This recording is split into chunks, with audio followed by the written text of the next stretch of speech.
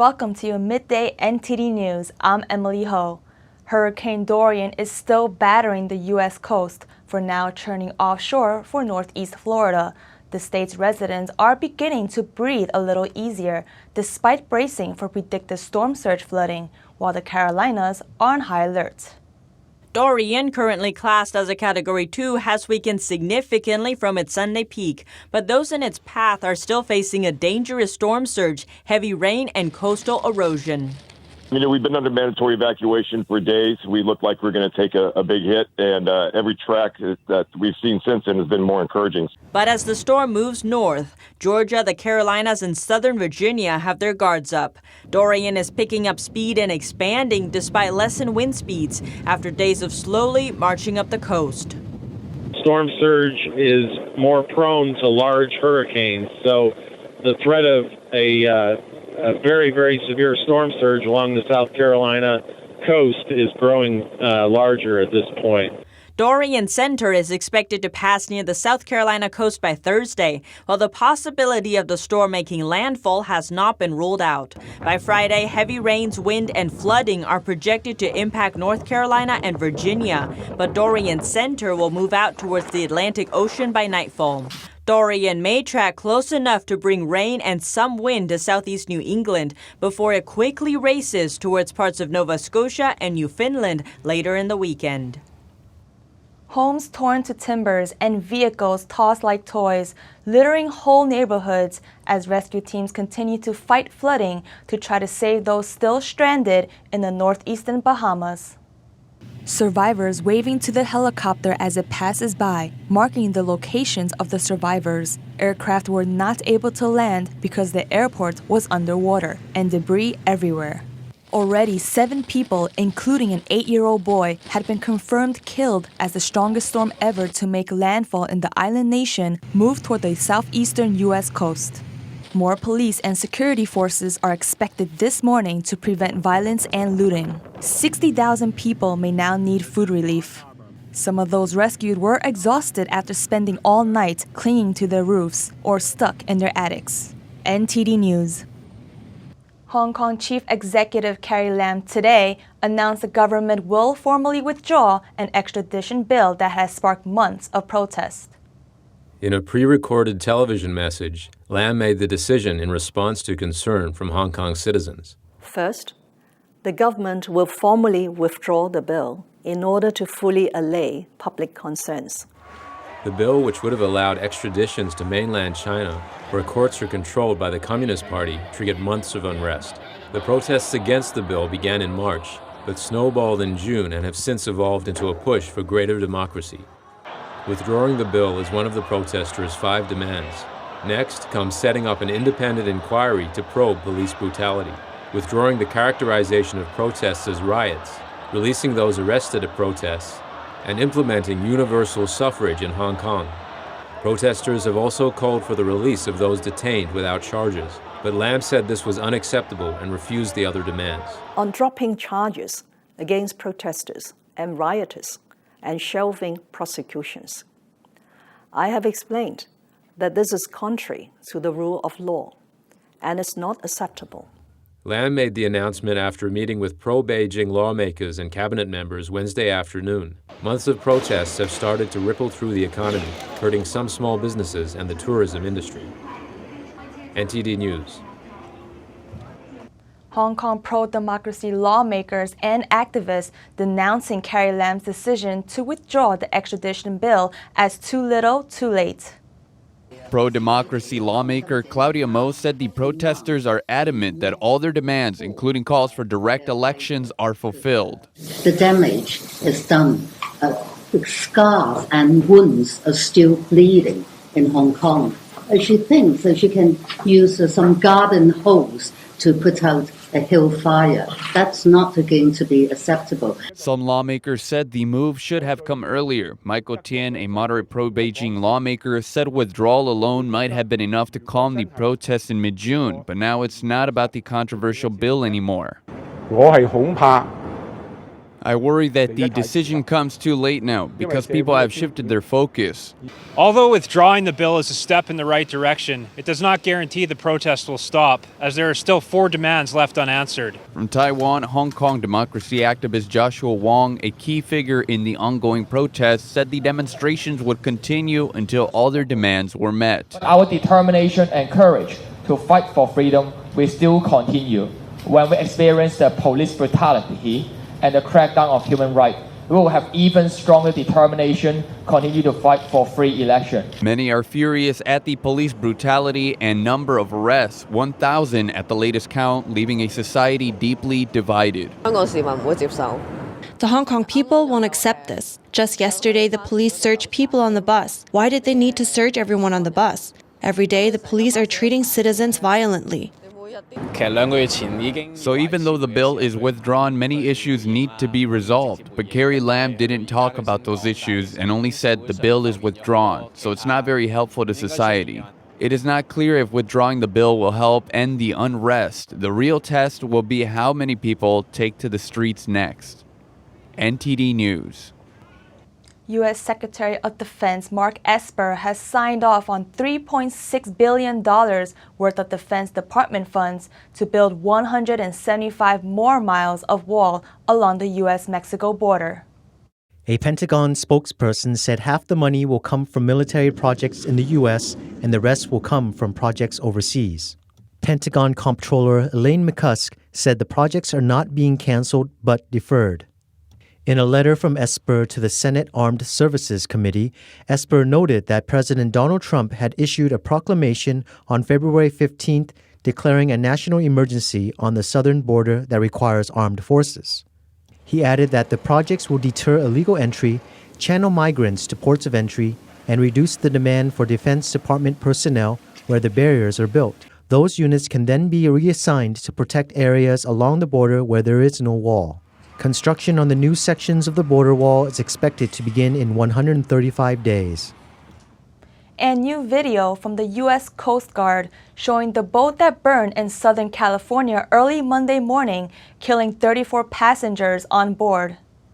A little after 3 in the morning on Monday, someone made a mayday call reporting the boat was on fire.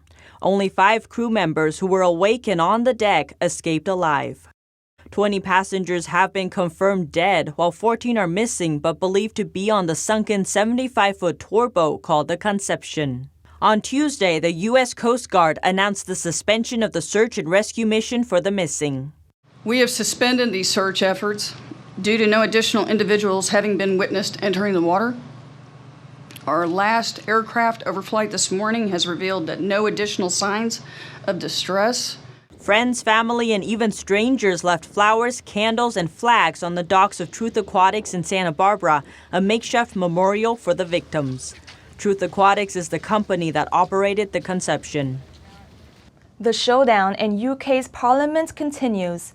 Prime Minister Boris Johnson has gone toe-to-toe with lawmakers over leaving the EU with or without a deal. He may be facing defeat, though, as British lawmakers, including 21 from his own party, are trying to pass a bill to block a no-deal Brexit. A war of words between Boris Johnson and opposition leader Jeremy Corbyn in the House of Commons as Johnson faces a fresh battle over Brexit. What do we want? What do we want? Dither and delay. When do we want it? We don't know. That's his policy. That's his policy. And can he confirm again, can he confirm now, that he will allow the people of this country to decide on what he is giving up in their name with a general election on October the 15th? Or is he frit? Jeremy Corbyn! Mr. Speaker, my first question to the Prime Minister and no answer given. The Queen recently agreed to a request by Johnson to shut down Parliament for 5 weeks, starting as early as September the 9th. The suspension gives less time for members of Parliament to pass legislation that would stop the UK from leaving the EU without a deal. A Scottish court ruled on Wednesday that his decision to suspend Parliament is lawful. Less than 60 days to go before the Brexit deadline, that's Halloween, and there's no shortage of drama in the House of Commons. On Tuesday night, Prime Minister Boris Johnson lost a key Brexit vote 328 to 301 votes, paving the way for British lawmakers to pass legislation blocking a no-deal Brexit. Not a good start, Boris. A no-deal means the UK leaves the EU with no withdrawal agreement in place. The next election is scheduled for May 2022, but if the bill passes, Boris Johnson has pledged to push for an early general election to be held next month. For it to happen, it would need backing from 2/3 of lawmakers. Of those who rebelled against Johnson were 21 members of his own party, including 2 former cabinet members. They have effectively been sacked from the Conservative Party for voting against Johnson. If an election happens, people may be voting along Brexit lines rather than the traditional party lines. I mean, it was already the case in 2017 that people were switching between Labour and the Conservative, with Leavers going towards the Conservatives, Remainers more inclined to go towards Labour. I suspect we will see more of that. Tradition and loyalty will matter less than it did even in 2017. The showdown continues in Parliament later as lawmakers vote on the legislation designed to block a no-deal Brexit. Reporting in London, Jane Werrell, NTD News. U.S. Senator Ted Cruz calling Huawei a state spy agency on Tuesday and warning that sharing intelligence with nations whose infrastructure provides a direct backdoor to China is beyond foolish. Huawei is a state spy agency masquerading as a technology company. Cruz said on Tuesday that China is the most important long-term geopolitical competitor of the United States and that his threat far exceeds that of Russia. He is most concerned about outer space and cybersecurity. He also stressed that the U.S. must use all means to make it clear to its allies that they should not use Huawei equipment. Particularly for the Five Eyes partners, if we're going to be sharing intelligence with nations that have allowed their infrastructure to have a direct backdoor to China, that is beyond foolishness. Last week, the Wall Street Journal reported that due to national security concerns, the Justice Department is opposing a submarine cable project involving Google, Facebook, and a Chinese company. The cable would connect Los Angeles to Hong Kong. The Chinese company involved is Dr. Peng Telecom and Media Group, the 4th largest telecommunications operator in China. It has a long-term strategic partnership agreement with Huawei. If it can control the cable, Beijing would then have access to data, intelligence, and could monitor a large portion of the world's internet. Ownership of this underseas cable just gives them the ability to ramp up their surveillance state. Last month, the Department of Commerce extended Huawei's temporary license to purchase products from U.S. companies for 90 days. At the same time, it added 46 Huawei affiliates to its entity list. Duesterberg applauds the move, but hopes that the Trump administration will not grant a waiver to these companies to try to reach a trade deal with China. A separation between the national security concerns that we have and trade policy is a necessity. We cannot mix up the two. Reporting by Kitty Wong, NTD News. Michigan is set to become the first U.S. state to ban the sale of flavored e-cigarettes, citing the product's appeal to kids. Governor Gretchen Whitmer says the ban gives physical and online stores 30 days to comply and lasts 6 months, but can be renewed. Michigan is also banning misleading marketing of vaping products, terms like clean, safe, and healthy. This targets messaging that vaping is harmless. The state's health department warned that youth vaping is becoming a public health emergency. Proponents of vaping say e-cigarettes can help wean people from combustible cigarettes, which have known carcinogens in them. Whitmer argues that vaping is more dangerous than what people know. And in Texas, one of the largest supermarket chains in the U.S. responded to the tragic shooting that took place under its roof. NTD's Miguel Moreno has more on Walmart's decision to stop the sale of handgun ammunition. It's a response to the El Paso shooting that left nearly 24 dead and its 2 associates in Mississippi also shot and killed.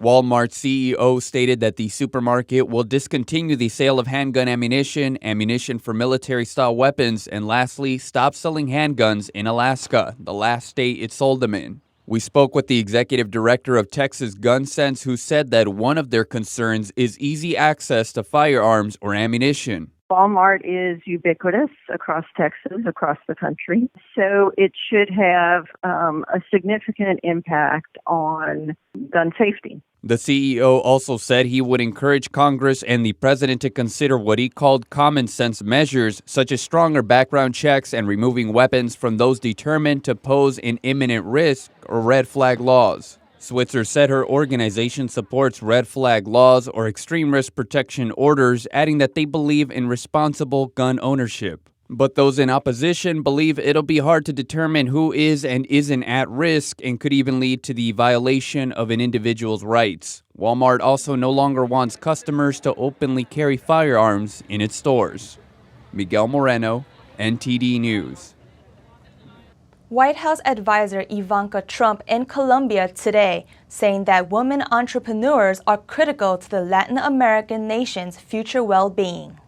Ivanka Trump made the remarks at a launch event for the Academy of Women Entrepreneurs, or AWE, a U.S. government-funded initiative aimed at reducing barriers to women's economic participation. AWE, as it's otherwise known, appropriately, is designed to equip women with the practical skills they need to create sustainable businesses and to participate more fully in the global economy. This is particularly important in Colombia, where women play an increasingly critical role in the country's economic development and continued transition to peace. Colombia has long been the United States' closest ally in the region and is the first stop on Ivanka's Latin American tour that will also include Paraguay and Argentina. Ivanka, who was accompanied at the event by Colombian Vice President Marta Lucía Ramirez, said that 40 Colombian women will initially benefit from participation in the program. Former Secretary of Defense James Mattis is on a book tour in New York, and despite being pressed for comment several times, Mattis refused to talk about the policies of the current administration, saying it's not his job, and instead calling on the nation to switch from being divided to being united. During his appearance at the Council on Foreign Relations to promote his new book, General Mattis said his job is to do his duty when asked, and that it wouldn't be right to just start talking after leaving the job. We've got a president and a secretary of state and a secretary of defense trying to protect this great big experiment that you and I call America, and I'm not going to make their job more difficult by a former secretary of defense speaking now for what I would call the cheap seats, not responsible for anything, up there talking about it.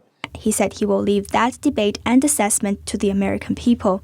I've got a lot of trust in the American people. Mattis also called for stopping the divisiveness in the country, saying people should leave the next generation with a country that's in good or better shape than they inherited it. Elections are about dividing in order to get elected. I understand that. But governing's about uniting. And right now, we seem to stay in a constant election mode. And I see us as, let's just get together and figure out how to solve the problems together. Mattis was appointed by then-President-elect Donald Trump and served as Secretary of Defense since January 2017. He resigned in January this year. Mattis also addressed the ongoing pro-democracy protests in Hong Kong. He said the authoritarian mode the Chinese regime uses against its own people makes it hard to believe that it will treat foreigners any better. He says the U.S. can no longer be mired in its own desire and should see China as it is. It needs to cooperate when possible, but confront the regime when it must. Penny Zhou, NTD News. A Catholic school in Tennessee has removed the Harry Potter books from its library after the school's priest decided they conflict with Catholic moral values. Father Rehill, a pastor at St. Edward Catholic School, said he consulted exorcists in the U.S. and Rome who recommended removing the books. In an email obtained by the Tennessean, Rehill wrote, "The curses and spells used in the books are actual curses and spells, which when read by a human being risk conjuring evil spirits into the presence of the person reading the text." Rehill said that the characters in the books promote a Machiavellian approach to achieving the ends they desire. Whereas, he said, Catholic moral theology teaches that the means and the ends must be good for any good to come about. Catholic Diocese of Nashville Superintendent Rebecca Hamill said Rehill sent the email after a parent asked about the books, and she said he has the final say at school. The move isn't the first time the Harry Potter books have been banned from an educational setting. Pope Emeritus Benedict XVI even weighed in on the controversy when he was a cardinal, writing in 2003 that the books deeply distort Christianity in the soul before it can grow properly. NTD News. Moving over to a popular Ecuadorian beach in the seaside town of Same, dozens of endangered baby turtles unexpectedly hatched on Monday. Last year, 11,000 turtles were born in Same's province, but the shift to new breeding grounds indicate humans were disturbing traditional spawning. It's extraordinary, since Same Beach didn't have any record of turtle nesting before. It could be because of the amount of light and infrastructure. The new spawns have taken place in a private enclosure, and it's not lit all the time. The olive ridley is among the smallest of the world's 7 species of marine turtles, usually spawning on the coast of Central America, Ecuador, and Peru. After 25 years, they return to the beach where they were born to breed again. Females dig a pit and lay more than 100 eggs, which hatch together at night around 50 days later. For anyone observing the hatching, Casanova recommends not intervening with nature. Sanctions have been established to punish those who are caught stealing the turtles.